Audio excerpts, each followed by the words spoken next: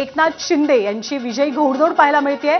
शिवसेनेचे 3 उमेदवार इथे विजयी होत आहेत। निलेश राणेंच्या खांद्यावरती एकनाथ शिंदेंच्या शिवसेनेनं ही सगळी जबाबदारी कोकणातली खास करून सिंधुदुर्गात लिहिलेली आहे।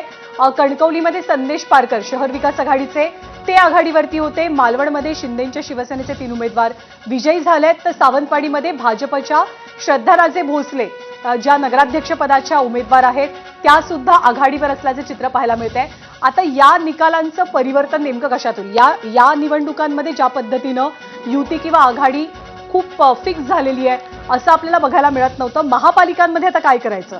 कारण ही शेवटी स्थानिक पातळीवरची ताकद आहे प्रत्येक पक्षाची, त्यामुळे महापालिकेचं चित्र काय असेल युती आघाडीच्या बाबतीत हे तुर्तास तरी स्पष्ट नाहीये। कदाचित या निकालानंतर या आकडेवारीनंतर महायुती महाविकास आघाडी हे सगळे पक्ष एकत्रित लढतील का?